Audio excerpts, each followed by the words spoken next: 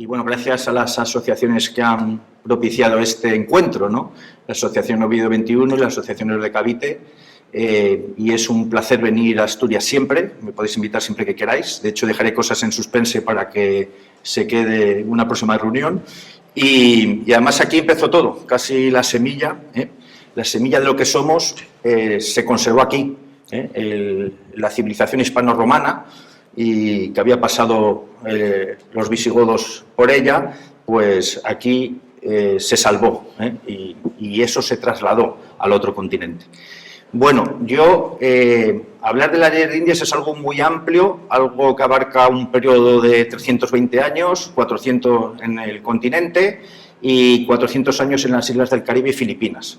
Y, lógicamente, tengo que ir a temas muy puntuales y concretos. Yo me voy a intentar centrar sobre todo en aquellas normas que protegían a los pobladores nativos de América dictadas por los reyes de España.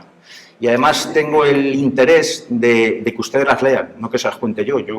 Ahí van a ver el texto literal, para no quitar punto y coma, a lo que se dice. Lógicamente estos actos son muy necesarios porque no los van a ver en ningún lado, y ni siquiera en las facultades, a pesar de que fue un ordenamiento jurídico que duró 400 años, como digo, ni siquiera en las universidades, por diferentes motivos que analizaré al final. O sea, en nuestras universidades, las de América y de España, pues estudiamos constituciones que no se han aplicado. Por ejemplo, la de 1812 se aplicó 3 años y gracias, y hemos estudiado constituciones que han durado 10 meses, y hemos estudiado el Fuero de Navarra y el Fuero Judo, que está muy bien. En América, constituciones han tenido varias en un año, pero no estudian 400 años de leyes en vigor, con sus instituciones, sus juicios, sus controles judiciales, etcétera, ¿no? Eso, por lo menos, hay que pensar por qué, e intento al final dar alguna pista en mi opinión, ¿no? Mi opinión. Bueno, pues como digo, muy rápidamente, el derecho indiano abarca mucho, disposiciones regias, cartas, capitulaciones, testamentos, los testamentos de la reina, leyes, las leyes nuevas. Bueno, y se puede hablar de tres etapas, ¿no? En esta fase de construcción de las leyes.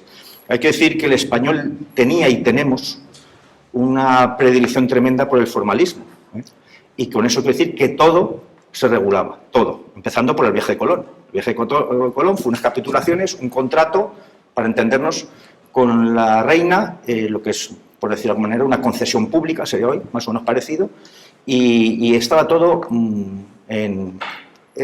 totalmente reglamentado. Decía Lewis Hanke, porque me surgen ideas, este fue el presidente de la Academia Norteamericana de la Historia, a mediados del siglo XX. Decía, en las expediciones de los españoles a América, dice, tan importante como la pólvora y los religiosos eran los escribanos, que eran los que tomaban nota de todo, y además llevaban sus escribanos para Hernán Cortés, para referir los méritos que hacía y para dejar constancia de todo. La propia primera vez que se puso el pie en una de las islas del Caribe, posiblemente las Bahamas, allí había 2 escribanos del rey, tomando nota y haciendo una proclamación muy formal de por qué venían allí. Con eso quiero decir que lo tenemos todo por escrito. Y si no lo sacamos es porque no interesará, pero lo tenemos. Bueno, voy a hablar de ciertas normas, pero estamos hablando de 6.500 leyes, aproximadamente, que regulan, yo me voy a centrar, pero hablan de los cabildos. Los cabildos siguen existiendo, por cierto. En América los cabildos son los ayuntamientos, y las leyes que había, pues en muchos términos se aplican. Las haciendas, las prisiones, el derecho de los presos a ser visitados, los matrimonios, las herencias, los viajes, la navegación, las minas, las universidades, la inmunidad de las iglesias, las causas de la guerra, que la guerra tenía que estar justificada y con unas formalidades, que alguien ha sacado eso de quicio y lo ha distorsionado, ¿no? El requerimiento, que no me importaría hablar de eso, de los pasajeros, de los bienes difuntos, de los montes y las aguas, las aseguradoras, la moneda, etcétera, etcétera. O sea, esto es un ordenamiento jurídico que vertebra una sociedad. Pues las leyes son unas herramientas que vertebran o desvertebran sociedades, pero esto está, y escrito y muy bien. Y esto es, en global, una visión que yo quiero que tengan de la importancia que tiene de lo que estamos hablando. O sea, no estamos hablando de algo pasajero ni de 4 leyes que un rey concreto dijo, no, estamos hablando de la obra de los mejores juristas que había en Europa, que se encontraban en España por una razón muy sencilla, porque ellos se enfrentaron a realidades que no existían antes y que no tienen ningún reino. O sea, aquí, de hecho, tenemos algún amigo común que dice que el 12 de octubre de 1492 se acabó de golpe la Edad Media. Bueno, siempre se pone una fecha para poner un principio y un final, pero lógicamente el 13 de octubre era muy parecido al 12 de octubre. Pero yo sigo que con las leyes de Burgos, que hablaremos ahora, 20 años después, la forma de legislar no tiene nada que ver y cambia totalmente la mentalidad de esos reyes españoles que se enfrentaron a esto, cosa que no hacían los reyes ingleses, los franceses, los duques italianos, etcétera, etcétera. Y entre otras cosas, por ejemplo, el Océano Atlántico. Aquí se discutía si el Océano Atlántico era español o no, por ejemplo, si nos correspondía o no. Los asesores del rey decidieron en contra del rey, por cierto, diciendo que el océano era un mar abierto y que era de todos, cosa que perjudicaba al rey de España. Pero bueno, esto es la dimensión de las reyes de Indias para tener una ligera idea. Yo no tengo poderes de telepatía de ver su pensamiento, pero estoy casi seguro que cuando ustedes han leído el subtítulo, que es el ordenamiento de protección a los pobladores nativos de América, ustedes han pensado en españoles europeos que abusaban de los indios, que los hubo, pero no han pensado que los indios tenían esclavos indios, que los indios, según las leyes de Indias, prohíben que se coman a personas humanas, sean por causa de guerra o personas muertas. Las leyes de Indias prohíben pagar deudas y tributos con las hijas y las mujeres. Las leyes de Indias prohíben enterrar 2 jóvenes hembra y 2 jóvenes macho con el cacique muerto. Y los indios tenían esclavos, otros indios y españoles. Jerónimo Aguilar, que era intérprete de Hernán Cortés, con Gonzalo Guerrero, naufragaron en las costas de la Ribera Maya, donde hay unos hoteles fabulosos y preciosos. Naufragaron y de los 20 náufragos se comieron a 5 y dejaron a 15 para engordar. Palabras literales. Tuvieron la suerte de escaparse y caer en poder de un cacique maya que los tuvo esclavos. Y también, para no ir tan lejos, los cristianos, los españoles, fuimos esclavos. Todo el mundo. En la iglesia de Toledo de San Juan de los Reyes verán ustedes unas cadenas colgando en la fachada, y esas cadenas son de los cristianos que liberó la reina Isabel al tomar Granada, que de los 5.000 esclavos cristianos que había, dejó solo 500 para no molestar demasiado a la nobleza nazarí, y 4.500 los liberó y puso las cadenas en la Catedral de Toledo para que se vieran. Y además había esclavos por una razón muy sencilla, porque cuando tú calles en poder de alguien, hoy tenemos el centro penitenciario de Soto del Real, de Ocaña, y ciertos sitios donde encerrar a la gente, pero donde se encerraba era en las mazmorras particulares de tu dueño. Tenías que tener suerte, claro. Y ese señor era tuyo, o esa señora. Igual que tú tenías un caballo, tenías una mesa, tenías una persona que era tu propiedad. Eso es ser esclavo, ¿no? Y dentro de la esclavitud hay muchas diferencias. Entonces, bueno, lo que quiero decirles, y también quiero advertirles, que no vean todo el continente americano, la población nativa, algo uniforme, porque, como dice Pascual de Andagoya, que era un explorador vizcaíno, que anduvo por lo que hoy más o menos es Venezuela, Colombia, decía, mire, aquí hay grupos indígenas que no saben de la existencia del otro a 30 leguas de distancia. A 30 leguas es de aquí a Oviedo, ¿no? Más o menos.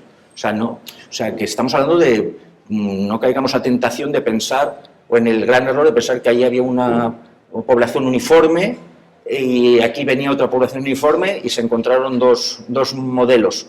No, América es un continente, y lo es, quien lo conoce, vastísimo, diverso, diferente, pero bueno, esas cosas se daban. Entonces, lo que yo cuando les quiero decir, lo digo para que veamos todo de todos los enfoques. El elemento indígena también hay que verlo en su realidad, que no es la de Walt Disney, como tampoco la historia de ningún país es la de Walt Disney. Esa era la realidad. Bueno, primera ley, el 23 de mayo de 1493.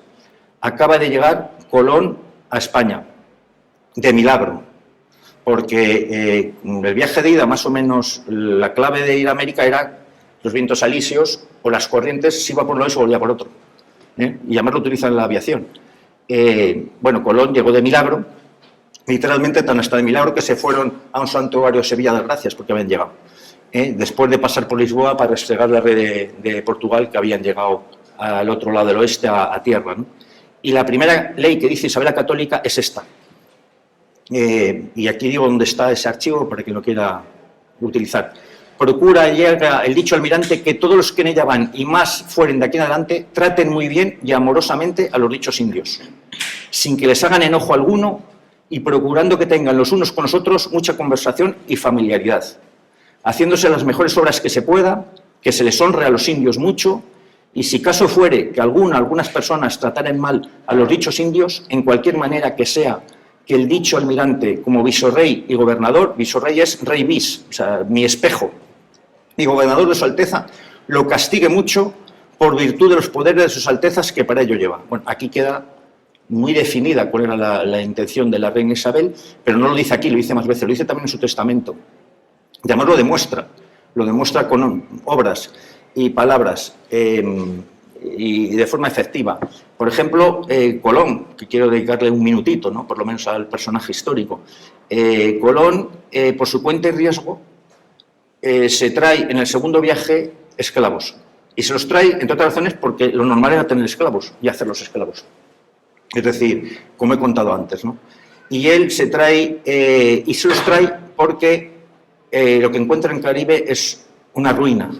Es una ruina. O sea, las primeras minas de oro en Puerto Rico se encuentran 10, 12 años después, pero los primeros contactos con América son una ruina. Y Colón había puesto toda su fortuna. Lo que la historia nos cuenta es que el Reino de Castilla puso dinero, sí, del millón de maravedíes puso 500.000 y otro 200.000 Cristóbal Colón, o sea, toda su fortuna, y el resto lo pusieron mercaderes venecianos y genoveses. Y Colón eso era una empresa. O sea, él pensaba hacerse multimillonario porque las especias que había en Zipango, lo que hoy más o menos es Japón, eso se utilizaba para todo, para la medicina, para la conservación de alimentos, eso era y el beneficio que crean las especias eran tremendas. Él no encuentra nada de eso. Y se trae esclavos por su cuenta y riesgo. Y Colón intentaba que le apoyasen, le siguieran apoyando en sus proyectos, que hizo 4 viajes a América, que como no encontraban nada, mandaba cartas a la reina diciendo que seguro que allí estaba el paraíso terrenal de Adán y Eva, que él sabía que estaba allí. Los asesores de la reina Isabel, por cierto, 2 catalanes, Ramón Pané, fraile, y Bernat y Boy, dicen: Majestad, es broma, está tomando el pelo. O sea, aquí no está el paraíso terrenal. También inventaban el elixir de la fuente de la eterna juventud. O sea, bueno, entre otras razones, porque el castellano que llega allí se encuentra con una naturaleza que es impresionante. O sea, servidor, con las referencias que tenemos hoy de YouTube, de Google, de las enciclopedias, de los álbumes, de lo que usted quiera, tenemos una idea de lo que hay allí, pero un señor de Castilla o Extremadura se encuentra la naturaleza que hay allí, que no tiene que ver con la nuestra, en los ríos, todo es impresionante. Bueno, y lo que quiero decir con eso es que Colón se estaba angustiado, estaba fuera de sí, y se trae a indios a España y los vende como esclavos. Y aquí consta, por el cronista de Isabel la Católica, San Juan del Pulgar, que enérgicamente la reina Isabel le dice, en consonancia con esto, que quién es Colón para hacer esclavos a sus vasallos, que ellos han ido a América a salvar almas para el cielo y no esclavos para la tierra. Eso es una definición muy buena de Isabel la Católica, la define perfectamente.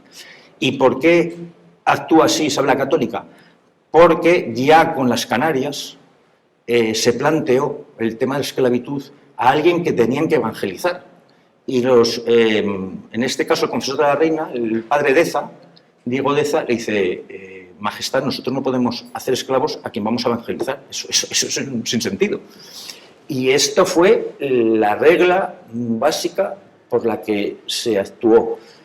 Y Isabel la Católica ordena pregones en todos los pueblos de España, en el sur de España sobre todo, donde se habían vendido esclavos, y los que sobrevivieron, entre otras razones porque los cambios, la navegación, o sea, el océano, los fríos, el clima, los mandó volver al Caribe. Esta es la intención de la reina, que es un personaje histórico que quiero volver al final.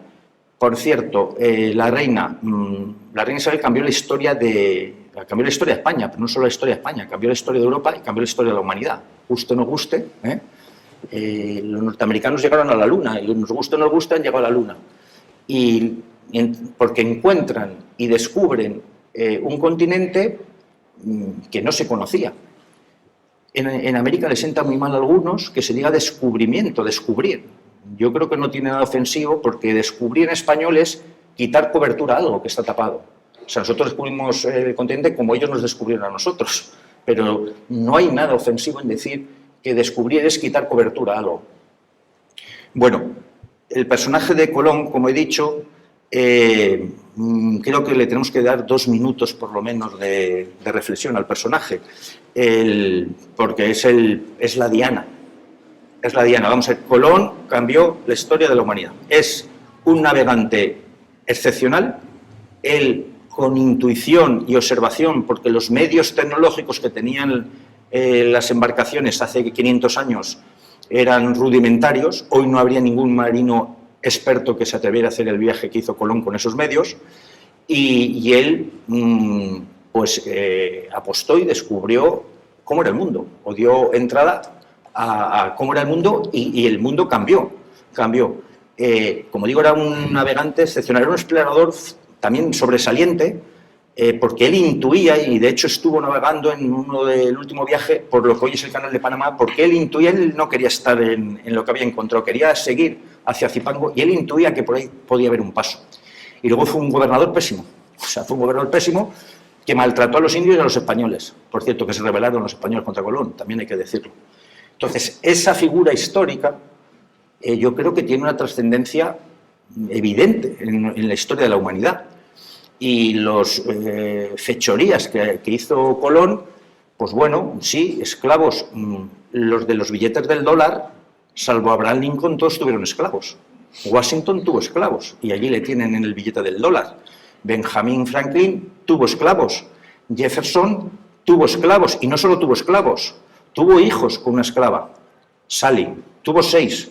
Tuvo la deferencia de que a 4 de ellos, cuando cumplieron 18 años, les dio la libertad. Tuvo una gran deferencia, Jefferson, en su billete de dólar. Y, como digo, en fin, tiene una trascendencia evidente en la historia de su país, y le ponen en el billete. Pero se juzga a ciertos personajes por ser quienes son de una manera, yo creo que desproporcionada e interesada, ¿no? Bueno, hemos hablado de la reina, hemos hablado de Colón brevemente, y ahora vamos a intentar entender un poco cómo era la mentalidad de la época, cómo eran las leyes y por qué. La ley primera, hemos hablado de la ley cronológicamente primera, fue la que he dicho anteriormente, pero en la recopilación de las leyes de Indias, que son 3 tomos, la primera de todas, y esto explica todo, explica la mentalidad de esos reyes y implica la mentalidad de esa sociedad. Y esto es de 1526, Carlos I. Dios nuestro Señor, por su infinita misericordia y bondad, ha servido de darnos sin merecimiento nuestra grande parte en el señorío de este mundo, y teniéndonos por más obligados que ningún otro príncipe del mundo, y para que todos universalmente gocen el admirable beneficio de la redención por la sangre. Bueno, ahí lo leen. Vamos a ver, si no entendemos que eran reyes católicos que tenían la convicción plena de que ellos iban a tener que dar cuentas a Dios, y que ellos tenían que aplicar la justicia, y que por pasiva y por activa se dice en Isabel la Católica en que busquen en América hombres temerosos de Dios, o sea, hombres que tengan un límite, que sepan que uno no puede pasarse de la raya, no vamos a entender nada de la época. Y es más, la exploración en América se autorizó por una bula papal de Alejandro VI. Las bulas papales se entendía en la Edad Media que las tierras de paganos, la competencia para conquistarlas eran de los papas, que delegaban en los reyes. Y las bulas alejandrinas, las bulas papales, son las que autorizan al rey de España a explorar y conquistar esas tierras. Y con esta condición de que evangelizasen.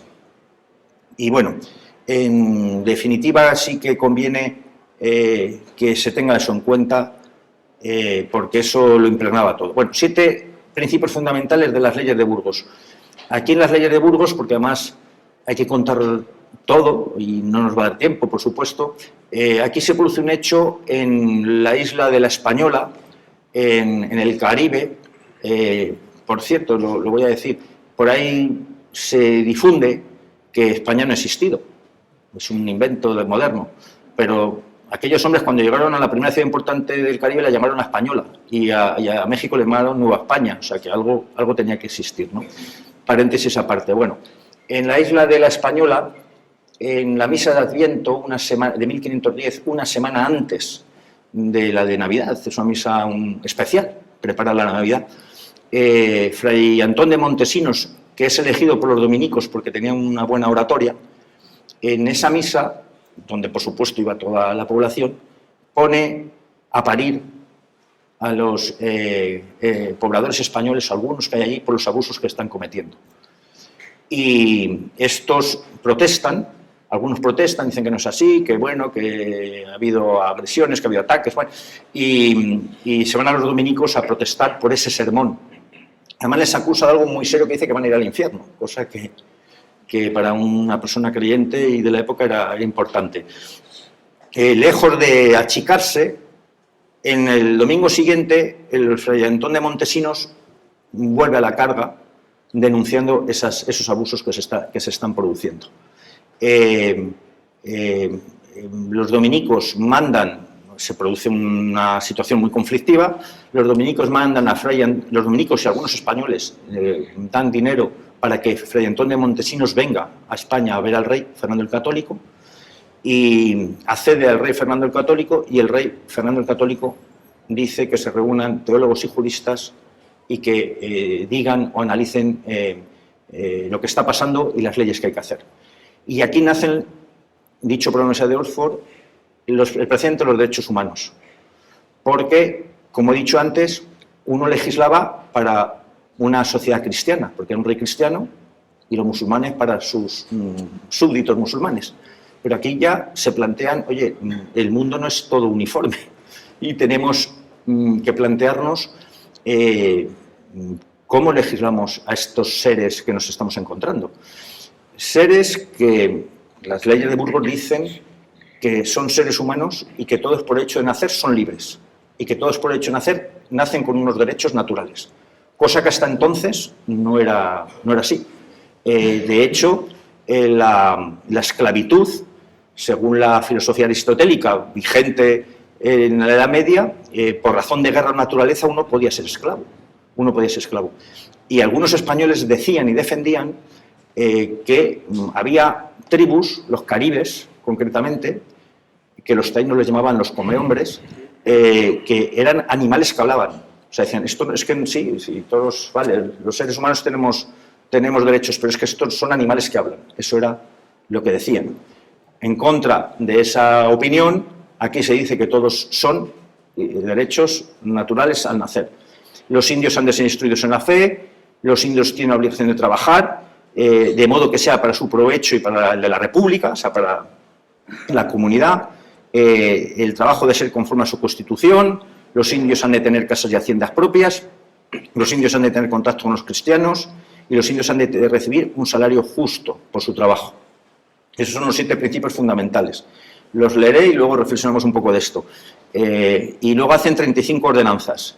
Deben vivir cerca de los encomenderos, no puede haber violencia en los traslados, la construcción de las iglesias cerca, que eso también lo hablaré luego, Santa Sepultura, bautismo a los recién nacidos, no impedir ningún tipo de celebración india, obligación de tener indios bien alimentados, prohibición de la poligamia, hablaremos luego, derecho a la hamaca, protección a las mujeres embarazadas, no podían trabajar, derecho a un criado por parte de los caciques, prohibición de los castigos físicos, etcétera, etcétera. Esto cambia la legislación Y esto es la voluntad real de los reyes que hicieron aplicar con todas sus limitaciones que también puedo comentar posteriormente. Vamos a ver, esto que he leído así rápidamente tiene mucha miga. Primero, las mujeres embarazadas no pueden trabajar. En algunos poblados nativos, bastantes, la mujer era el equivalente a un animal de carga, o sea, la mujer era un objeto. Y los menores, se prohíbe el trabajo de menores de 14 años, pues bueno, hasta la ley, los menores de 14 años en las leyes indias no podían trabajar. Hasta la ley fabril inglesa de 1805, estamos hablando 300 años después, no se prohíbe trabajar a los menores de 9 años en lugares no ventilados. Por supuesto, en lugares que estuviesen ventilados puede trabajar cualquier niño. La ley Guizot en Francia, en 1845, regula la prohibición de trabajo de menores, y en Estados Unidos se prohíbe el trabajo de menores sin distinción de edad durante los 3 meses de etapa escolar. Pero los otros 9 meses, un niño de 8 años podía trabajar. O sea, no había ninguna ley que lo impidiese. Yo en mi libro hago ahí un cuadro comparativo sobre las diferencias entre las leyes de Indias con las leyes de otros imperios del siglo XIX, etcétera, ¿no? Que no tienen nada que ver con la expansión de España en el siglo XVI, como no tiene nada que ver con la expansión de Roma en el siglo I o II, ¿no? Luego posiblemente lo comentemos. Vale, las leyes nuevas, otra etapa nueva. Vamos a ver, allí hubo una institución que tenían los reyes harto, que eran las encomiendas. Las encomiendas es un lugar donde se abusaba de los indios. Aunque las encomiendas afectó muy poco a una población muy minoritaria de indígenas, ni siquiera el 1% de la población. Es decir, allí hacía falta mano de obra para trabajar. Y las encomiendas eran una concesión del rey para explotar una mina, explotar una pesquería de perlas o una gran explotación agrícola. Y allí hacía falta mano de obra. Mano de obra en esas condiciones, salario justo, hamacas, 40 días de descanso por cada 5 meses de trabajo. Vayan ustedes a nuestro Estatuto de los Trabajadores a ver si les dan 40 días de vacaciones por cada 5 meses de trabajo. O sea, había unas obligaciones, unas exigencias. Y las encomiendas, pues, le llegaban al rey por boca de los religiosos, principalmente, hablaban Antón de Montesinos, Bartolomé de las Casas, etcétera. Y les llegaban, oiga, aquí se están pasando 3 pueblos, con estos pobres desgraciados que los hacen trabajar hasta reventar. Bueno, y aquí vienen las leyes nuevas de Carlos V, con la intención siempre, y además estas se llamaban nuevas leyes para el buen tratamiento y conservación de los indios. Ya solo el nombre lo dice todo. Y otras cuestiones que regulaban.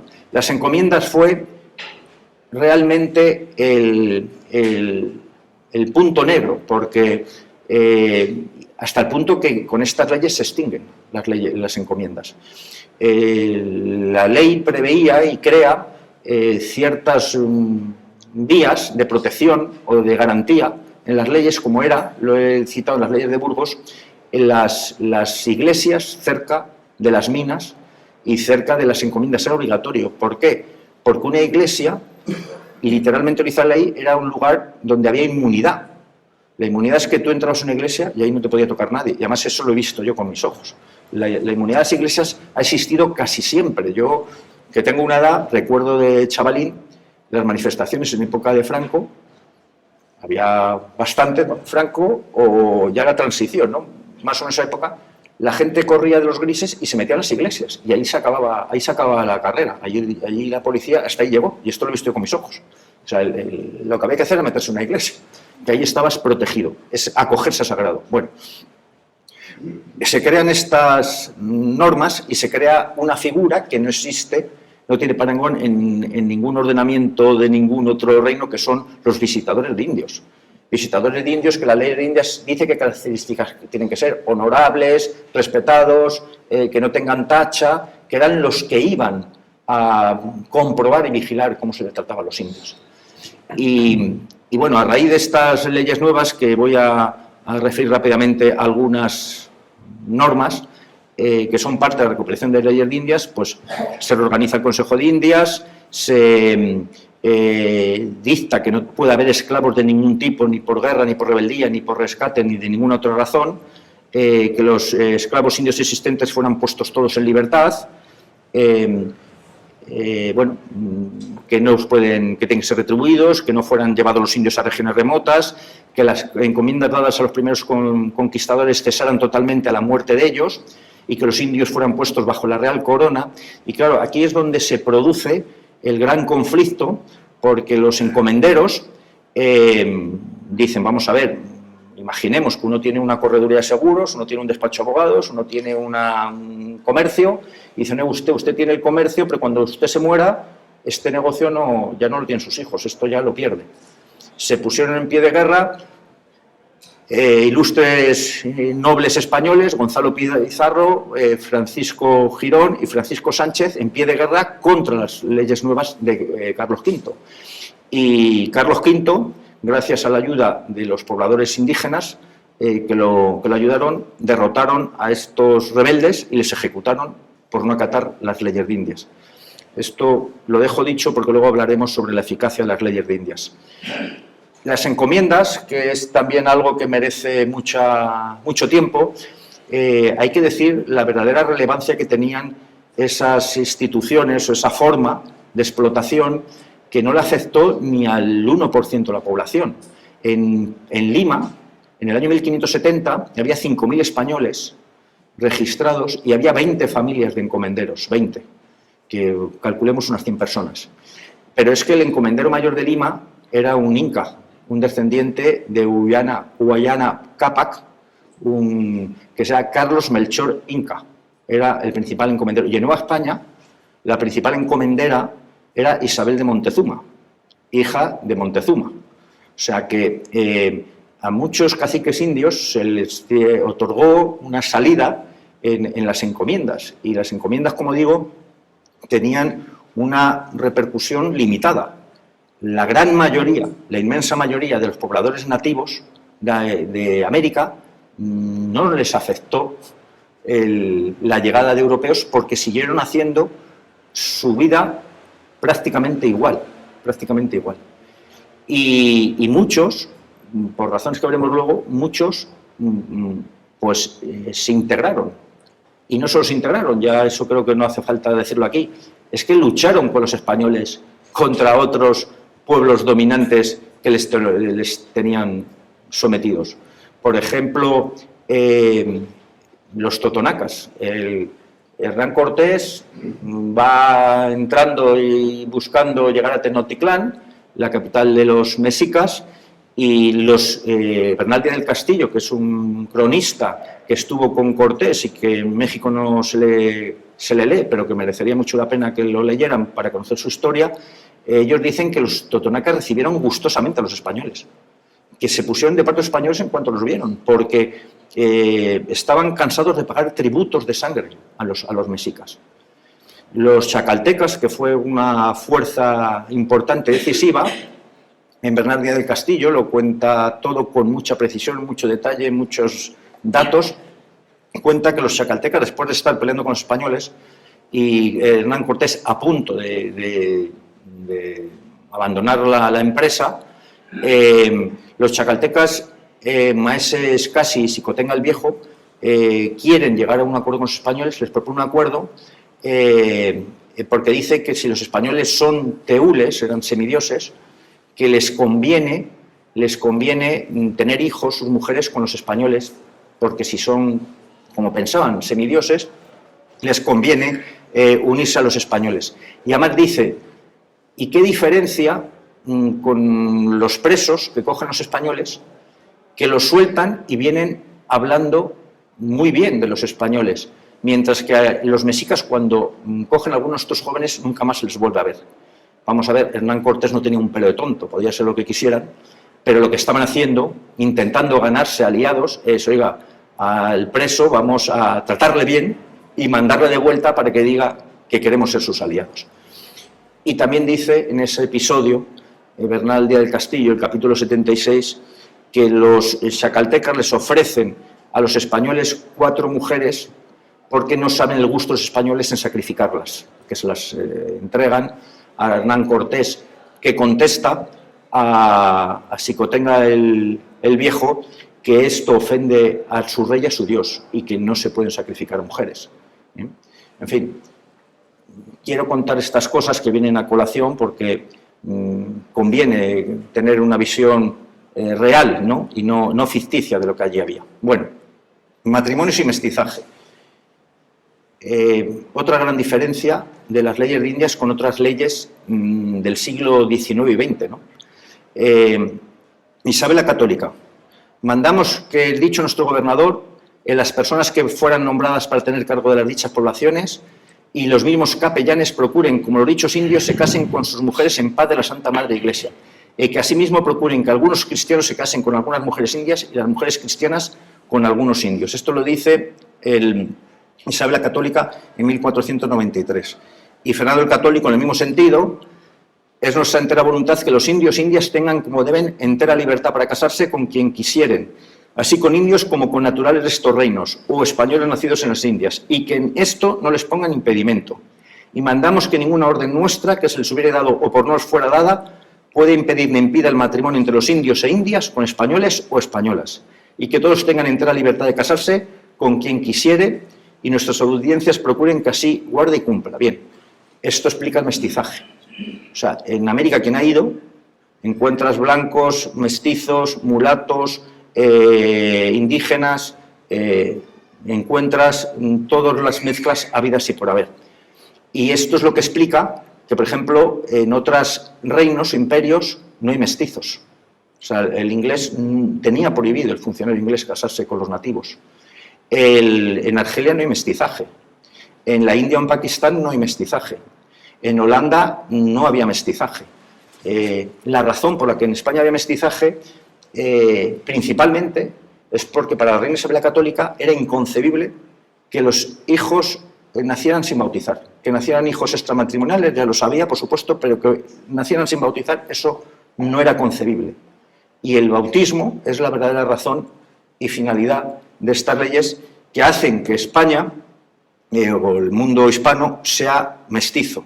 Y quiero compararlo con otros reinos, ¿no? O sea, ustedes que ya habían nacido, en Sudáfrica estaba prohibido los matrimonios interraciales. En Sudáfrica, eso es en 1985, se suprimieron. En Estados Unidos, sentencia 12 de junio de 1967, el Estado de Virginia, el Tribunal Supremo de Estados Unidos contra el Estado de Virginia.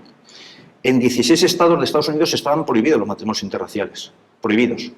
El caso Loving versus Virginia se trata de un matrimonio de Mildred Jane, mujer negra, es una sentencia en inglés, y aquí en San Armando, con Richard Loving, que salieron del estado de Virginia para casarse en otro estado americano, y a la vuelta violaron la ley de Virginia porque se había casado una mujer negra con un hombre de raza blanca. La condena era de 3 años de cárcel, que la suspenden durante 25 años con la condición de que se vayan de su estado y no vuelvan.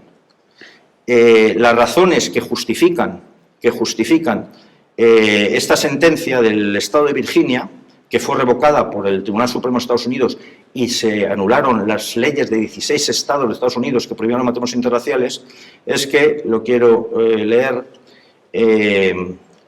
literalmente, como lo dice el Tribunal de Virginia. Bueno, el Tribunal de Virginia, si no, pero es que tiene gracia. El Tribunal de Virginia viene a decir que los matrimonios interraciales están prohibidos porque la prueba es que Dios puso a los hombres de raza blanca en un sitio, a los de raza amarilla en otra, a los de raza piel roja en otra y los malayos en otra. Y que esa era la prueba de que no se podían mezclar. Ese Dios de los protestantes es diferente a este Dios de los reyes católicos, que decían que se casen indios, indias con españoles y españolas. Es decir, estamos hablando del siglo XX, yo ya había nacido. Entonces, en perspectiva, veamos esto. Esto es lo que José Vasconcelos, que era un pensador mexicano, que escribió La raza cósmica, un libro que era esto, el mestizaje. Hoy es más normal ver el mestizaje. Pero decía que se había construido una raza cósmica, una raza universal, gracias al mestizaje de los que habían promovido las leyes de Indias. Bueno, legalidad. ¿Qué intención procuraban los reyes con estas leyes? Pues lo dicen ellos muy bien. Es decir, las leyes de Indias. Nuestro principal intento y voluntad siempre ha sido la conservación y aumento de los indios, y que sean instruidos y enseñados en nuestra fe católica, bien tratados como personas libres y vasallos nuestros, como lo son, personas libres y vasallos. Encargamos a nuestro consejo tengan siempre muy gran y atención especial cuidado, sobre todo la conservación y buen gobierno y tratamiento de los dichos indios, y saber cómo se cumple y ejecuta lo que por nos está ordenado y ordenado. Seguimos con leyes. Felipe II. Yo leo esto, primero porque lo lean ustedes y segundo porque no lo van a ver en ningún sitio. De hecho, van a ver en documentales lo contrario, ¿no? Por las finalidades y razones que luego diremos. Es nuestra principal voluntad encargar a los virreyes, presidentes de audiencias, el cuidado de mirar por los indios y dar las órdenes convenientes para que sean amparados, favorecidos y sobrellevados, por lo que deseamos que se remedien los daños que padecen y castigando con particular y rigurosa demostración a los transgresores. De esto también tenemos antecedentes, por eso lo he destacado en negrita. Tenemos una carta del rey Fernando el Católico al gobernador de la Española, Velázquez, para que dé castigo ejemplar a su lugarteniente por el abuso que hacía cargando a los indios con excesivas cargas. Y esto está en la carta, en los archivos de Indias, carta que va al gobernador, va al virrey, va al prelado, para decir, cumplas esta orden porque queremos demostrar rigurosamente un castigo a quien se exceda con los indios. Y esta no la van a ver usted en Inglaterra, ni en Holanda, ni en Francia, ni en Italia, ni en el Imperio Romano, ni en el Otomano. Felipe VI, dada en Madrid, 19 de diciembre, ordenamos y mandamos que sean castigados con mayor rigor los españoles que injuriaren, u ofendieren o maltrataren a indios, que los mismos delitos se cometiesen contra españoles y los declaramos por delitos públicos, es decir, que los tienen que perseguir las propias autoridades. Esto es para, como comprenderán, 1.500 leyes, dar una pincelada. Costumbres. Importante que tengamos en cuenta que, como he dicho antes, no todos los pueblos indígenas eran iguales, no todos tenían las mismas condiciones, pero se daban estos casos. Y aquí subrayo lo que quiero destacar.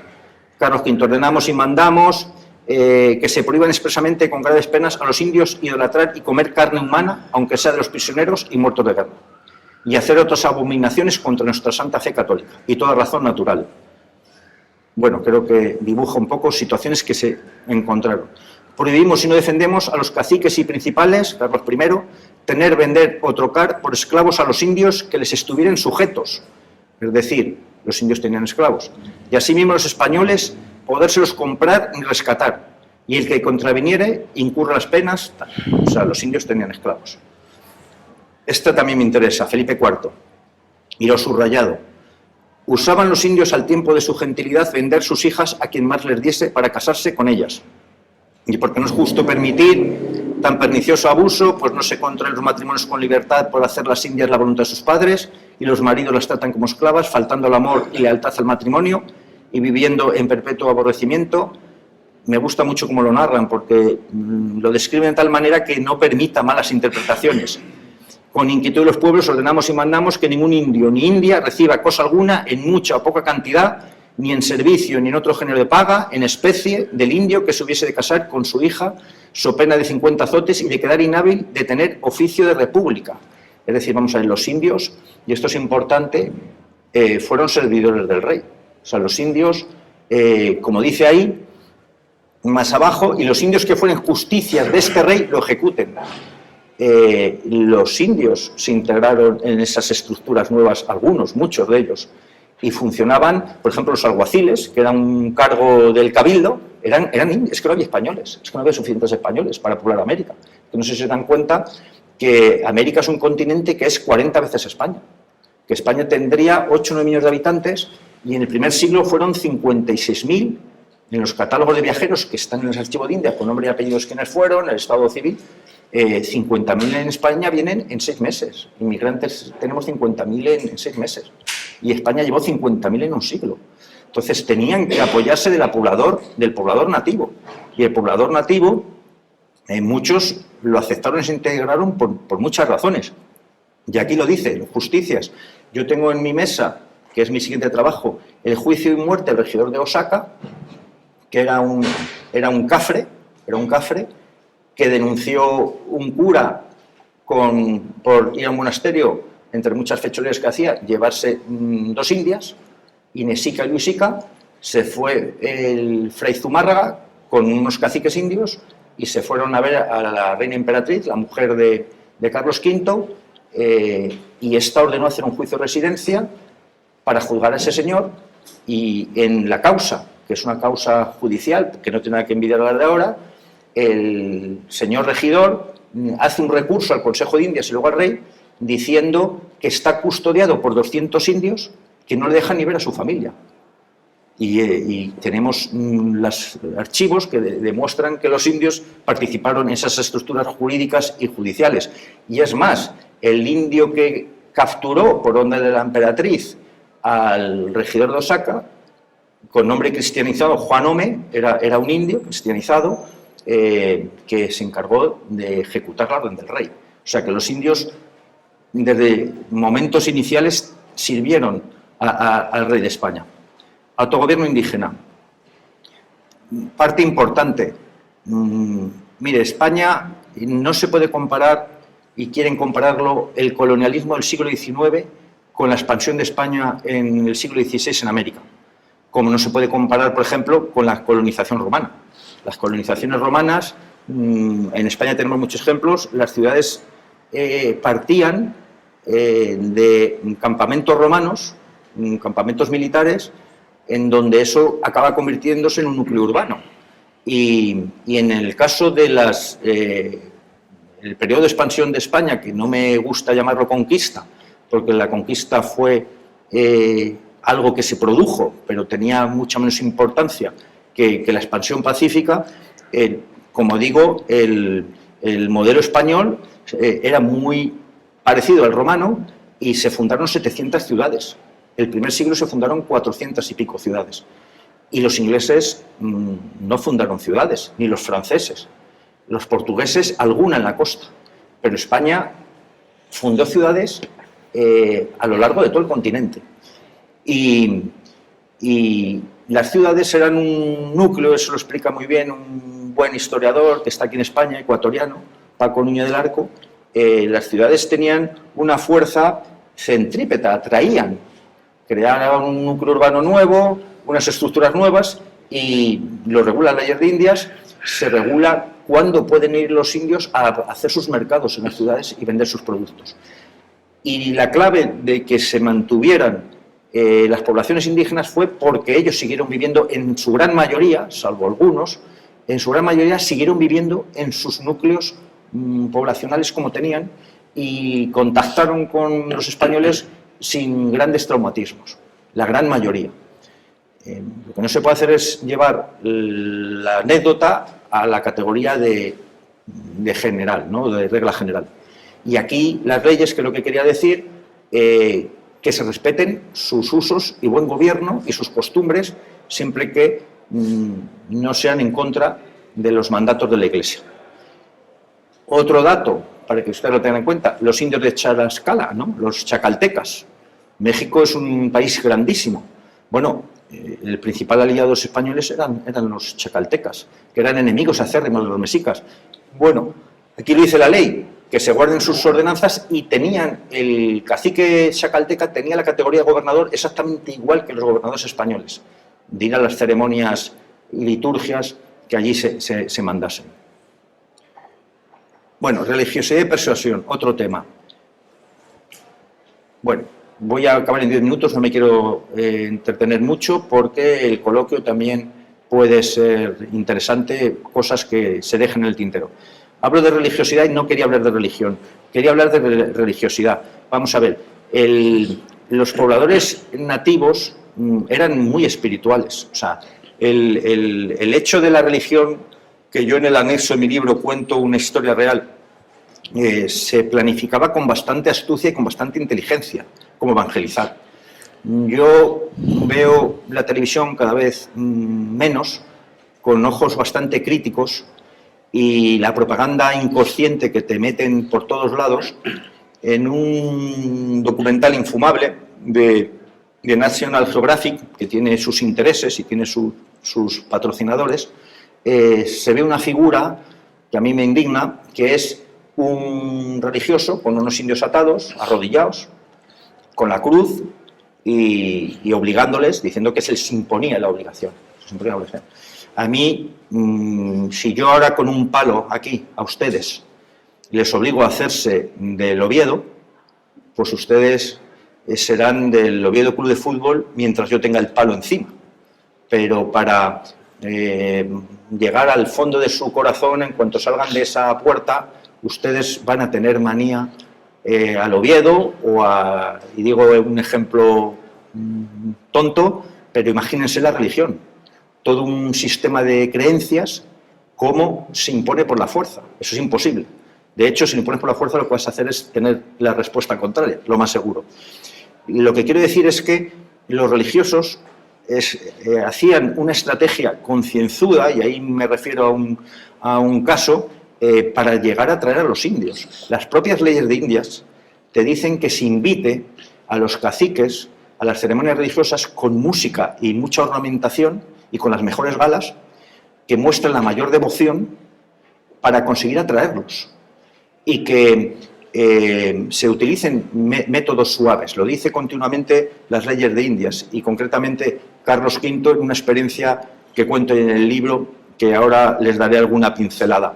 Hernán Cortés, cuando llega con los primeros aliados, que son los totonacas, les dice que les da una imagen de la Virgen y les dice: miren, nosotros vamos a seguir contra sus enemigos, pero guarden y protejan y recen a esta Virgen, porque ella nos va a proteger y nos da fuerzas.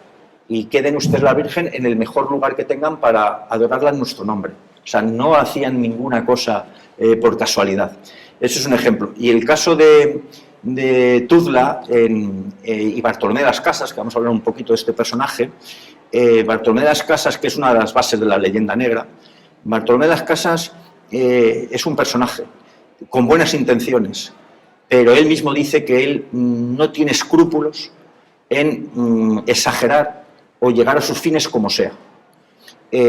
Bartolomé de las Casas pretendía una concesión, un monopolio para las órdenes religiosas de evangelizar por métodos suaves y no entrase nadie en aquellas tierras que no fuese autorizado o consentido por ellos. Allí había unas disputas y eso propició que se le concediera una concesión para evangelización por métodos suaves o pacíficos en las islas, en las tierras de Tuzla, o tierras de guerra que le llamamos españoles, pues para que entrasen solo dominicos. Cuento cómo lo hicieron de bien, la historia acabó muy mal, pero lo que quiero decir es que Bartolomé de las Casas cuenta en su breve relación de la destrucción de las Indias cosas totalmente exageradas, no con la intención de dar datos ciertos, sino con la intención de impresionar y de convencer al rey. Por ejemplo, él dice que 300 lanceros españoles, todos son así, mataron 800.000 indios. Creo que tocan cada uno a 5.000 indios o 4.500, o sea, matar 4.000 personas con lanzas y espadas es bastante complicado. No pretendía ser riguroso, pretendía decirle: oye, esto nos lo tenéis que dejar a nosotros. Contra Bartolomé de las Casas hay otro personaje mucho más importante, que es Fray Toribio de Benavente, Motolinía, que es un franciscano descalzo que los indios le pusieron el nombre de pobreza. Motolinía en náhuatl es pobreza. Ellos le pusieron el nombre porque vivía como un pobre, y manda una carta a Carlos V en defensa de Hernán Cortés y dice que cómo hacen caso a persona tan injuriosa y tan mentirosa como es Bartolomé de las Casas, que es la persona que cuando hay un problema es el primero que sale de allí. y que es un embaucador. O sea, él viene a decir que no sabe cómo le están haciendo caso a ese hombre. Y Bartolomé de las Casas sí tiene la intención de proteger a los indios, pero él lo reconoce, que él no se va a andar con edulcorar las cosas, sino que él va a hacer lo que haga falta y con tal de conseguir sus objetivos es capaz de hacer y contar lo que haga falta. Bueno, por eso quería hablar de religiosidad y además es importante que tengan en cuenta lo que quería decir, que los pobladores nativos eran bastante espirituales y no les costaba tanto cambiar de Dios. De hecho, el éxito de la religión católica es que ellos, desde tiempos inmemoriales, utilizaban los lugares sagrados paganos para hacer iglesias. Donde iban, allí ponían las fiestas paganas las convierten en fiestas católicas. Eso lo han hecho y lo han hecho muy bien. Y bueno, como digo, hay toda una estrategia que está en el anexo del libro y si no, la próxima vez en Gijón se lo cuento. La guerra. Quería contar solo esto en este capítulo. Establecemos y mandamos que no se pueda hacer ni se haga guerra a los indios de ninguna provincia para recibir la Santa Fe Católica o nos den la obediencia ni para ningún otro efecto. Esto es la realidad. Esto es lo que dice la ley y esto fue como fue. ¿Por qué?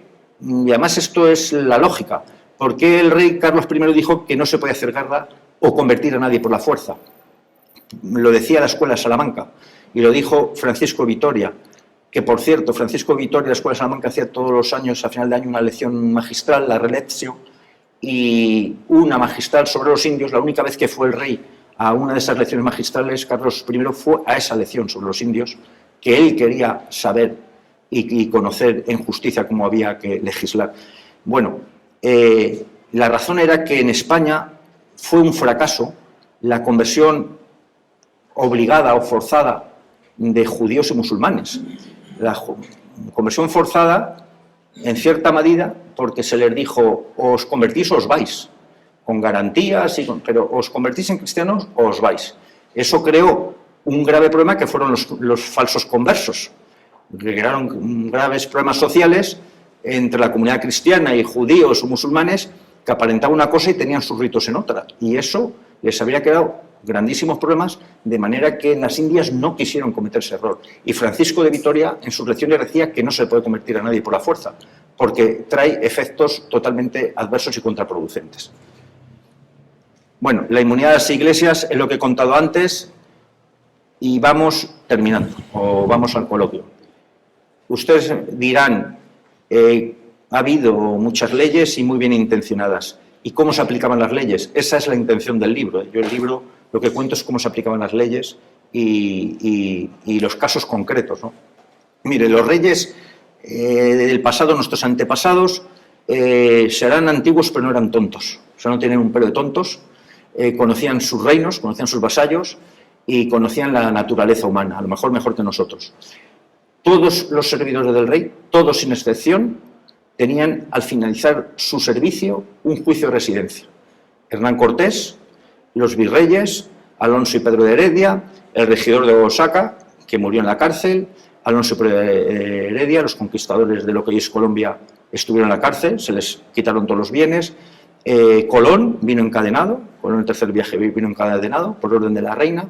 Y es que el juicio de residencia, y se llama de residencia porque una persona en cualquier lugar que denunciaba a un servidor del rey, se tenía que quedar en esa residencia hasta que acabara el juicio. Inicialmente era en esa residencia, luego ya eso se flexibilizó, pero tenían que dar cuenta del cumplimiento de las leyes de Indias y del trato a los indios y de la liquidación del quinto real. Yo aquí cito muchos casos, pero cito 10 o 12 y además con detalles. Los más significativos, los virreyes, Hernán Cortés, el regidor de Oaxaca, los que he mencionado, ¿no? Colón. Pero ustedes imaginan en nuestros días que aquí cualquier servidor político o público se le someta a un juicio de residencia por la denuncia de que vengo yo de Madrid y digo, no, es que el alcalde de Gijón, este señor, compra en efectivo coches que me han dicho con dinero negro. ¿Ustedes imaginan que eso existiera hoy en día? Esto sería inconstitucional, esto es una barbaridad jurídica. Bueno, los juicios de residencia se hacían, están en los archivos de Indias, están las causas, en mi mesa una contra el regidor de Oaxaca que es así, y será mi próximo libro, y ese es un sistema de control que normalmente acababa en multas, en sanciones económicas, normalmente, excepcionalmente en la muerte, como pasó hasta el Gero de Osaka o para algunos del primer viaje de Colón, y esto era un control muy efectivo, porque el servidor del rey, la condena era normalmente económica, a veces privativa de libertad, y declarado ser deservido el rey. Ser deservido el rey es que no volvías a hacer ningún servicio al rey y se te acababa tu carrera pública para toda la vida. Instituciones, audiencias, bueno, la estructura que se montó, lo que quiero contar es que no bastan las leyes, se montaron estructuras jurídicas muy serias y potentes como las audiencias, los gobernadores, los cabildos tenían funciones, muchas de ellas formadas por indígenas en parte, funciones judiciales, policiales. Se creó la figura del protector de indios. El protector de indios lo dejo para un comentario que hace luego un historiador norteamericano esta figura.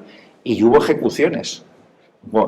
Garrote Vil, Gonzalo Pizarro, Francisco Girón en Perú, por rebelarse contra las leyes de Indias, se les ejecutó. Es verdad que las encomiendas se montó en Nueva España una rebelión contra las leyes nuevas de Carlos V y en Perú. El rey tuvo que ceder porque aceptó las encomiendas, pero ya no de servicios personales de los indios, sino de tributos. Por eso, si ustedes ven encomiendas en el siglo XVIII, es que tenían que pagar un tributo, ¿no? Pero no tenían que hacer ningún trabajo obligatorio. O sea, había un sistema de control. Vale. Quiero llegar a estos personajes. Vale. Miren, las leyes de Indias ustedes han leído muy pocas, estoy acabando, llegando al final. Son muy elocuentes, como han podido ver, son clarísimas, no admiten dudas. Y nunca se dijo que las leyes no se cumplían, ¿no? El Imperio Romano, yo nunca oí que el Imperio Romano no se cumplían las leyes, que el Imperio Inglés no se cumplían las leyes, que el Imperio Otomano no se cumplían las leyes, nunca lo oí. Sin embargo, en las leyes de Indias nunca se dijo cosa parecida. Pero en el siglo XX se están produciendo unos cambios sociales y políticos de cierta importancia. Es que hay una ola de hispanismo tremenda en América, no en España, en América. El Día de la Hispanidad lo creó un argentino, Hipólito Yrigoyen, que es el señor que está en el centro, que fue presidente de Argentina, Hipólito Yrigoyen. Rubén Darío, que es este señor grandísimo poeta nicaragüense, este sale en defensa de España en la guerra contra Estados Unidos, hace una fabulosa poesía contra el opresor norteamericano y en defensa del león español, y hay una ola de hispanismo tremenda. Este señor de aquí, muy importante uruguayo, es un pensador marxista, que escribió una obra, se llama Ariel, que es un defensor de la hispanidad acérrimo, y este señor del bigote mexicano, muy influyente, primera mitad del siglo XX, José Vasconcelos, escribió la obra La raza cósmica, defendió el mestizaje que habían hecho las leyes españolas, y este señor, lo decía él, no lo digo yo, decía que España antes de Colón no destruyó nada en América porque no había nada que conservar en América antes de 1492. Eso lo decía este señor. Yo no estoy de acuerdo tampoco en eso, pero hay una gran ola de hispanismo y de conciencia de comunidad hispana ante lo que están viendo, que es la expansión y el dominio anglosajón en el continente americano. Son los que provocaron las independencias. Se hubiesen independizado igual, los países de América se hubiesen independizado exactamente igual, pero fueron los que provocaron o alentaron las independencias. Bueno, estos personajes, estoy hablando de varios países de Hispanoamérica, dicen eso. Y entonces aquí ya sale alguien que ante la elocuencia y claridad de las leyes de Indias escribe una obra que se llama La evolución de las ideas argentinas, José Ingenieros, que era un italiano nacionalizado argentino, Giuseppe Ingeniero, que este señor ideológicamente, bueno, era teósofo, filósofo, gran maestre de la logia, una logia masónica, en fin, diputado. Este señor escribe un libro que hasta entonces nunca se había dicho cosa parecida, en la que dice que estas leyes eran muy bonitas, pero que esto no se aplicaba. 320 años de leyes, juristas, teólogos, pensadores, reyes, Consejo de Indias, tal, haciendo el tonto, haciendo normas que no se cumplen. ¿Qué comunidad puede vivir sin leyes que se aplican? Bueno, este señor difundió eso, en parte porque y lo dice su obra, decía menos frailes y más moral. O sea, él es un enemigo acérrimo de la Iglesia Católica y es un enemigo de lo que es la obra de España en América y, además, un adversario político del señor que presentó antes, Hipólito Yrigoyen, que creó el Día de la Hispanidad. O sea, que detrás había una intencionalidad ideológica, política, para acabar con esto. Las leyes de Indias, pues bueno, voy a acabar con unas conclusiones, pero también con unos mensajes que son la síntesis. Después de todo esto, y lo que hablemos ahora brevemente, los monarcas españoles fueron defensores acérrimos de los indígenas, fueron defensores acérrimos. La legislación de Indias no tiene parangón en el derecho comparado del siglo XVI al XVIII, no existe nada igual. En Inglaterra no existen leyes parecidas a las que les he contado, ni Francia, ni Portugal, ni Holanda. O sea, entre otras razones, porque lo que decía antes, el colonialismo del siglo XIX es una cosa que no vamos a hablar ahora, que es un modo de expansión, sobre todo mercantil, de explotación en la revolución industrial, en la que esos países necesitan unos recursos minerales y naturales a toda costa y tienen otra filosofía, ¿no? Diferente a la que hemos visto antes, que era sobre todo la fe, el bautismo, la religión y luego sí, y luego aparte los beneficios que pudieran venir de América. La falsedad del genocidio. Bueno, esto del genocidio, yo tengo una anécdota en el Café Gijón de Madrid, que además lo hice adrede, ¿no? Había el Café Gijón, hay un espacio ahí como para tertulias y por allí había gente y yo lo que les empecé, además había público que no era el que venía a ver, y lo hice adrede, dije, voy a ver cómo reacciona la gente oyendo esto. Yo le dije, mire, España lo que hizo en América es lo contrario a un genocidio. Genocidio, en técnica jurídica y académica, es la persecución de alguien por razón de credo, raza o religión, la persecución. Lo que yo les he leído es lo contrario, las leyes que les acabo de leer, y es proteger al nativo. Yo cuando decía eso, para ver con la reacción, había gente del público que se levantaba y se iba. Les eché de la cafetería Gijón de Madrid. Y además casi lo hice con intención. Dije, bueno, pues porque ya hay una conciencia muy arraigada, totalmente perversa y distorsionada, en la que España, por supuesto que hubo excesos, abusos, pero aquí hubo una lucha tremenda entre los propios españoles por mantener estas leyes y por defender esa legalidad que he contado. Los estereotipos son muy potentes. A nosotros nos adoctrinan con estereotipos tremendos, ¿no? El que he contado antes de los indios atados con la cruz y tal, películas todas las que ustedes quieran, sin darse cuenta. Los estereotipos son muy difíciles de destruir. El esquema del cuento infantil es el bueno, bueno, bueno y el malo, malo, malo. Y eso es muy difícil quitarlo. Y cuanto menos juicio crítico, menos cultura, más fácil es que arraigue un estereotipo. Y contra España hay muchos estereotipos. Hablaremos de eso. Y la deshispanización y la descristianización. Eso es el objetivo de la leyenda negra que existe. Y voy a poner frases de otros que juzgan este pasado que yo he contado. Lewis Hanke. Lewis Hanke, antes de leer esto, Lewis Hanke hablando de la aplicación de las leyes, García Gallo, que es un gran catedrático de Historia del Derecho, como hemos estudiado, famosísimo, como hemos estudiado muchísimos estudiantes de Derecho, decía que eso de que las leyes de Indias no se cumplían, que eso no consta, que eso ¿quién lo ha dicho, no? Y Lewis Hanke decía, en una fabulosa obra, decía, hay quien se atreviera a desobedecer al rey de España. O sea, ¿quién ha dicho que no se cumplían las leyes? Es decir, ojo quien se atreviera a desobedecerla, ¿no? Bueno, Lewis Hanke, hablando de esa figura que protegía a los indios, la figura del protector de indios que implantó España en América no existió ni en las colonias inglesas ni en las francesas. Las reivindicaciones de defensa a los indios en las tierras dominadas por estas naciones eran insignificantes y siempre desoídas. Acuérdense, Bartolomé Las Casas, Fray Antón de Montesinos, lo que hemos hablado, ¿no? Los puritanos ingleses consideraban justo destruir y esclavizar a los indios. Cotton Mather, predicador en Boston, manifestaba que los indios habían sido probablemente traídos por el demonio a esas tierras. Hubo, desde luego, algunas voces de predicadores protestantes en defensa de los indios, pero no se puede comparar en justicia con los misioneros españoles.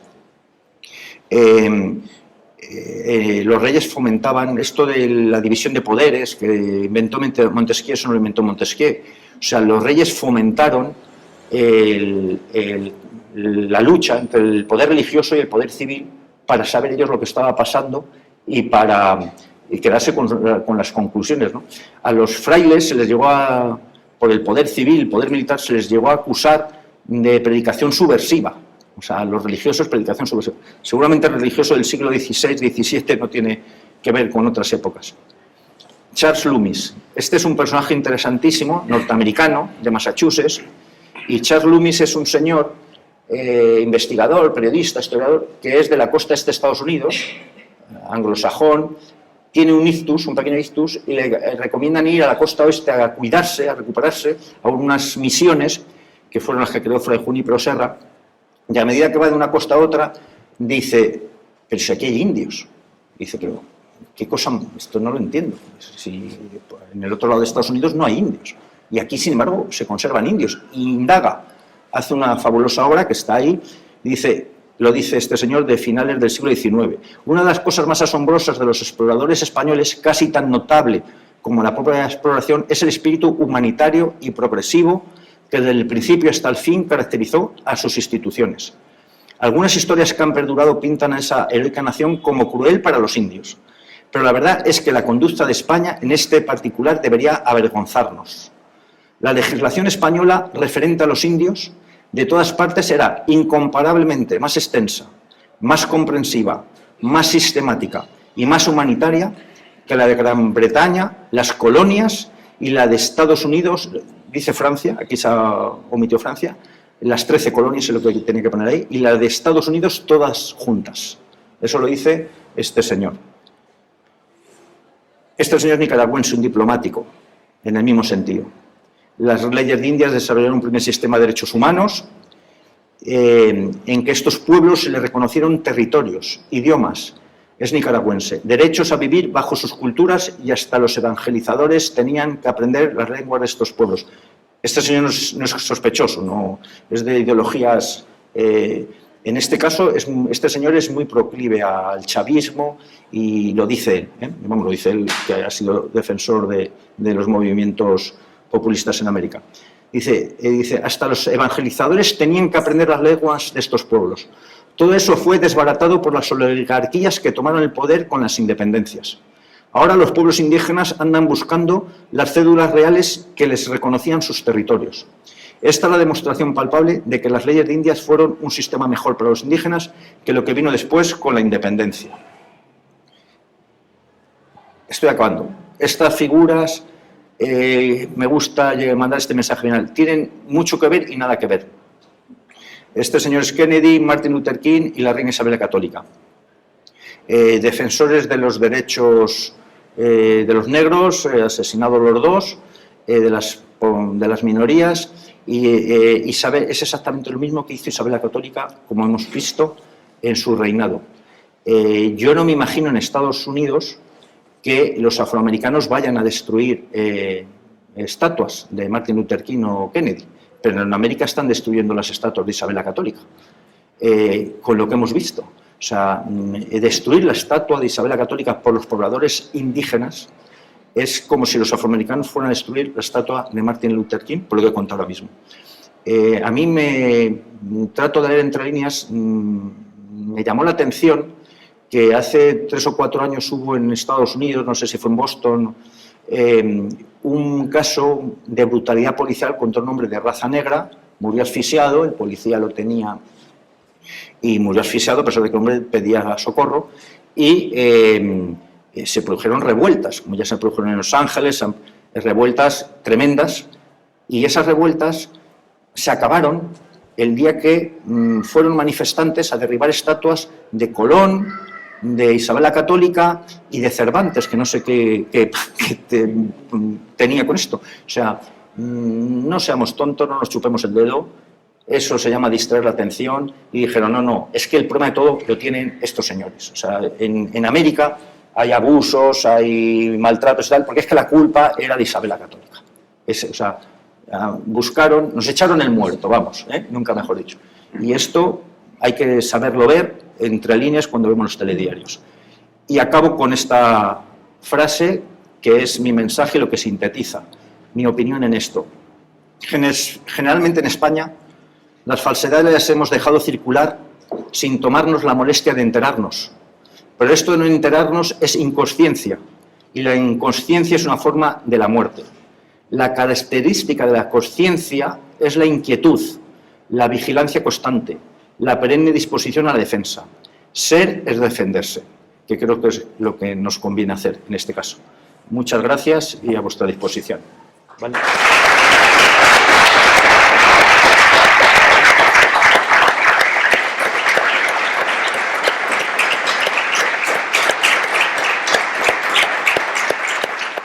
Totalmente controlado, no iba cualquiera a América.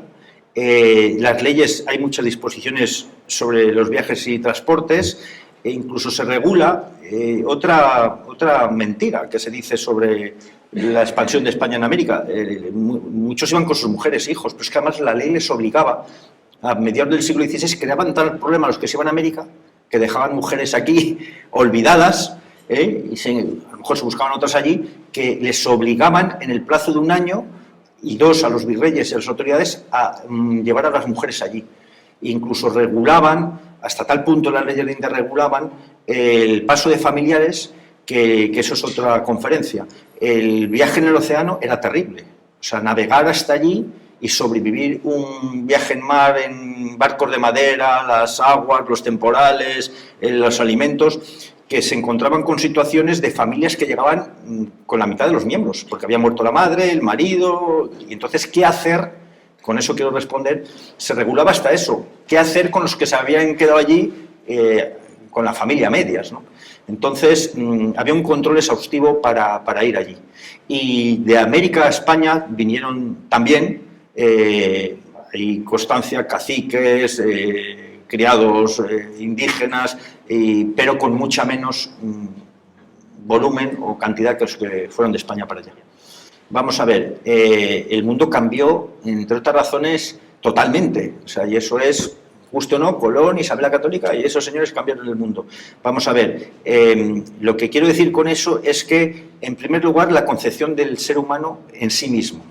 O sea, ellos, que, bueno, había el mundo conocido, musulmanes, cristianos, áfricas, entonces se dan cuenta que lo que han descubierto allí es un continente, que hay unas realidades tremendas, que hay unos océanos que abren unas vías totalmente nuevas y empiezan incluso a concebir al ser humano de forma diferente. Y a nivel de leyes, que es por donde yo enfoco mi charla, es que los reyes ya legislan de otra manera, es que no pueden legislar igual, porque las leyes eran para los súbditos cristianos y para normas cristianas, pero aquí, como hemos visto, se plantean todo, qué derechos tienen esos seres, se plantean la poligamia, la monigamia, es decir, al que era polígamo, pues hay que hacerle monógamo. ¿Y qué hacer con las otras mujeres que tenía? O sea, es que tenemos legisladores muy abiertos de mente. Además, unos pensadores, siglo XVI y XVII, escuela de la Salamanca, que tenían una influencia de Europa total y brutal. ¿Y qué ocurre? Luego vienen siglos posteriores y borran lo español, ¿no? O sea, se quedan con lo suyo. Dicen, no, a mí lo que me interesa es lo francés o lo inglés, pero borran lo español. Pero estos señores son pioneros en muchos temas jurídicos, como dijo la Universidad de Oxford, los derechos humanos nacen aquí, económicos, la Escuela de Salamanca, en fin, es una escuela de pensamiento que algunos están en la sala, saben de sobra que está infravalorada y en España, pues como todo lo nuestro, desconocida. Primero, ¿cómo está percibido el mestizaje? Es oportuna pregunta. El siglo XIX, las nuevas naciones, que es donde los indígenas sufren las consecuencias de la independencia, se pusieron de parte del rey de España, los pobladores nativos, con razón, por lo que voy a contar ahora. Sarmiento, presidente de Argentina, dice que el problema de sus naciones es que los españoles habían dejado demasiados indígenas. Lo dice el presidente de Argentina. En Argentina se produce un exterminio, el general Roca, de indios. Desaparecen los indios de Argentina, exterminados de forma planificada, como hicieron en Estados Unidos. O sea, Y precisamente las nuevas naciones achacan su desarrollo a la culpa de España por dejar a los indígenas. Hoy nos echan el muerto de que acabábamos con los indígenas. Eso respecto a la primera pregunta. Los indígenas, primero, respetaron, como hemos dicho, la autonomía, los cacicazgos, siempre que no hubieran prácticas aberrantes. O sea, permitían a los poblados indígenas gobernarse y regirse por sus propias normas, siempre que no vulnerasen, fueran prácticas aberrantes o fueran contra las leyes de la Iglesia, ¿no? Cuenta Bernal Díaz del Castillo que cuando ellos llevaban leyes y les enseñaban a aplicar, a hacer juicios, tribunales, que ellos les pedían más leyes para aplicar. Y yo quiero aquí hacer una reflexión sobre el impacto cultural y sobre lo que es el cambio de cosmovisión del mundo. O sea, yo siempre digo, mira, a mí nadie me obligó a que me gustase Elvis Presley, a que comprase pantalones vaqueros o que viese películas de Hollywood. Pues ahí hay un efecto cultural que me atrae y yo me convence.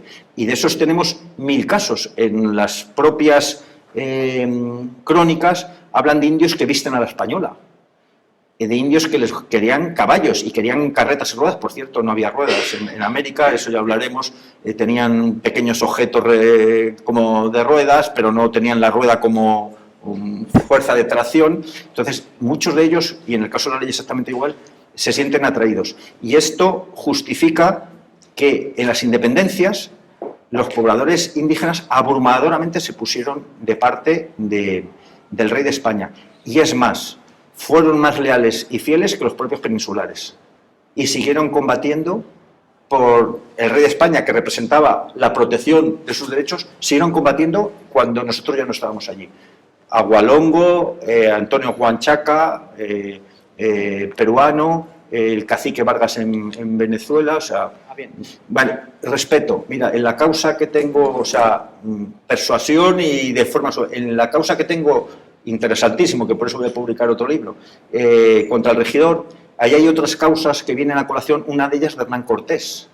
Y entonces Hernán Cortés tiene un juicio contra un familiar de este regidor y Hernán Cortés lleva 27 testigos a su favor. 27 testigos, eran 25 indígenas. 5 convertidos juran por la fe y 19 juran por sus costumbres y por su religión.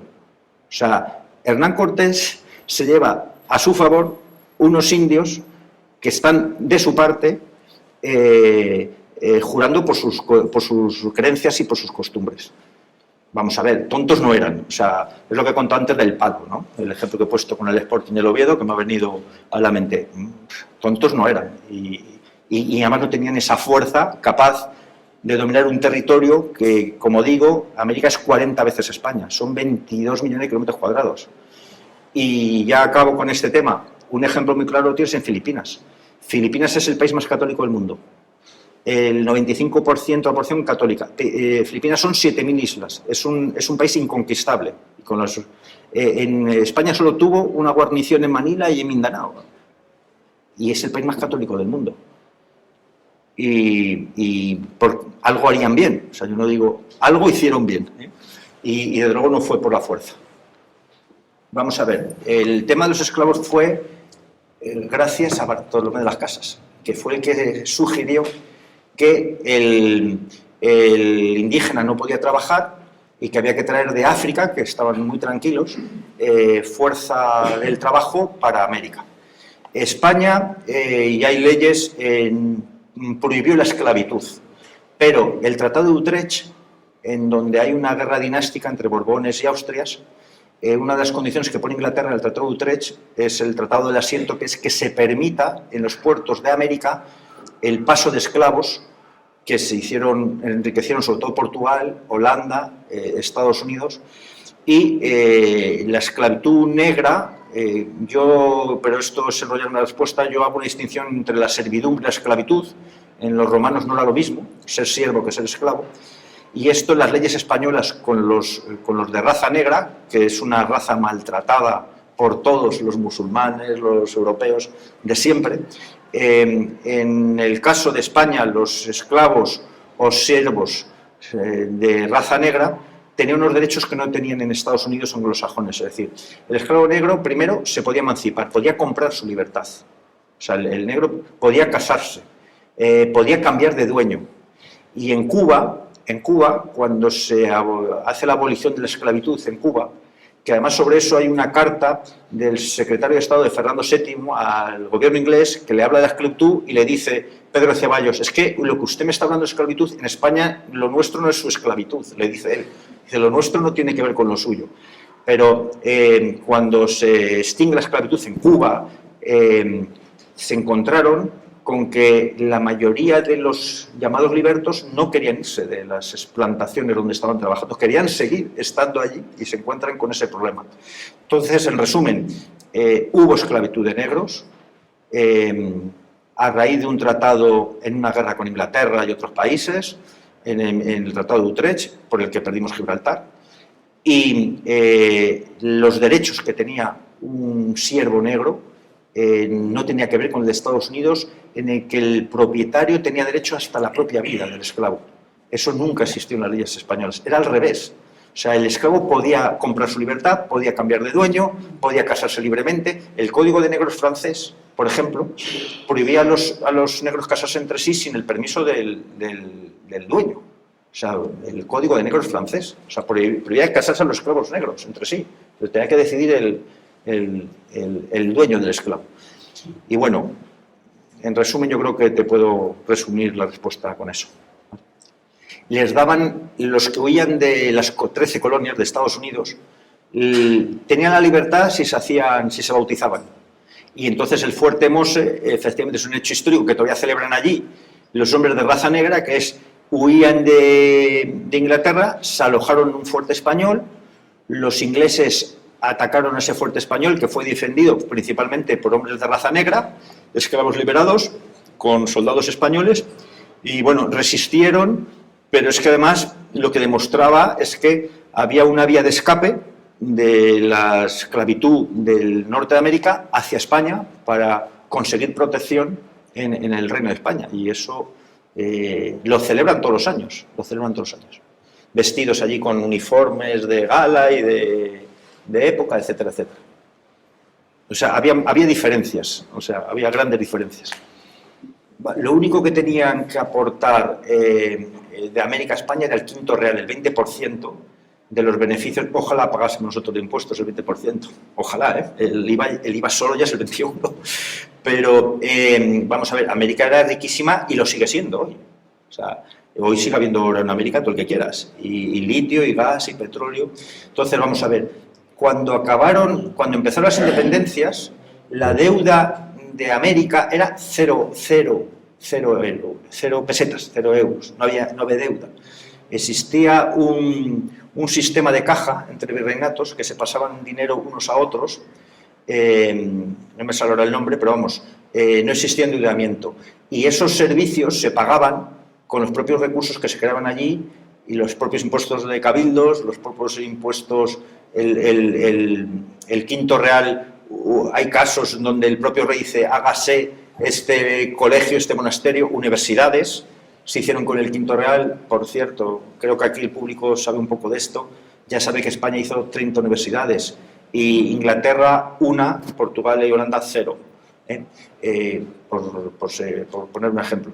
Entonces, América era autosuficiente, y es más, los jesuitas, que creo que estuvieron albergados en este centro, que se les cogió mucha manía, los jesuitas tenían en el puerto de Callao, el 40% de las exportaciones del puerto de Callao las hacían los jesuitas, y prestaban dinero, eran muy solventes, prestaban dinero a gente de la alta nobleza y la aristocracia, y bueno, pues eso también fue un poco causa de que los jesuitas estorbasen en muchos sitios por el poder económico que tenían, de América, venido de América. Julio, ¿crees que está minusvalorada la participación de la Corona de Aragón en el descubrimiento y conquista de América? Bien, tema interesante. La Corona de Aragón y Cataluña tienen una presencia importantísima en América desde el primer momento. Como he dicho, los asesores de la reina Isabel eran catalanes. El primer bautismo en América lo hizo un catalán, Ramón Pané.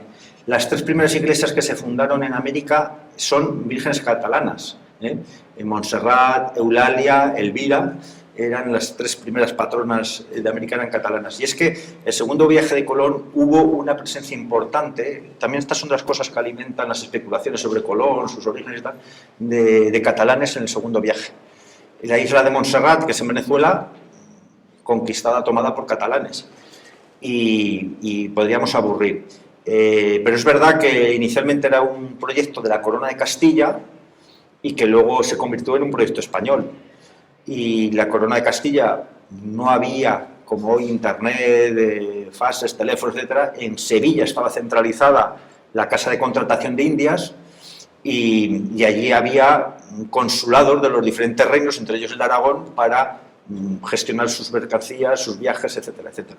Pero sí tiene importancia y bueno, yo creo que la prueba está en que esos señores pusieron a la primera ciudad importante de América, la española, y a Nueva España la llamaron Nueva España. O sea, ellos ya tenían conciencia de que eso era un proyecto colectivo, ¿no? Un proyecto de los 2 reinos. Algunas palabras para terminar, un mensaje especial a todas estas personas que están ansiosas de salir a defender la verdad. Sí, bueno, sí, yo me puedo enrollar mucho con esto. Hay 2 cosas que me enrollo muchísimo, que alguno en la sala lo sabe: el Real Madrid y esto. Entonces, el Real Madrid lo vamos a dejar para otro día. Vamos a ver, en las universidades no se estudia esto. Salvo alguna honrosa universidad en Argentina. Hoy en día el conocimiento hay que buscarlo en otros sitios.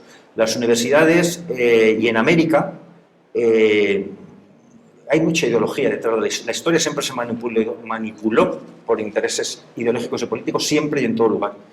Y esto no interesa saberlo. Esto no lo van a oír en una universidad, salvo que vengan a charlas de estas o reuniones de estas, en donde, a Dios gracias, algunos tenemos inquietudes. Y con eso quiero llamar al público a que tengan inquietud, a que busquen por sus medios, porque incluso muchas universidades tienen dependencias ideológicas, económicas, y es aberrante que las universidades, como dije al principio, no se estudie y se estudien, por ejemplo, constituciones que no han tenido ninguna aplicación, como está pasando en nuestras facultades hoy en día. Pregúntense por qué, y detrás siempre hay un interés geoestratégico, político, ideológico para ocultar la historia real. No interesa que haya juicio crítico, ni que se sepa de historia, ni de filosofía, ni de literatura. Cuanto más vayamos en el carril, el que sea, mejor. Pero esto abre el juicio crítico, la forma de pensar, te haces preguntas, como con la filosofía y la literatura. Y yo tengo esa opinión también. Pues muchísimas gracias, Julio, ha sido un placer. Un fuerte Gracias a aplauso. vosotros.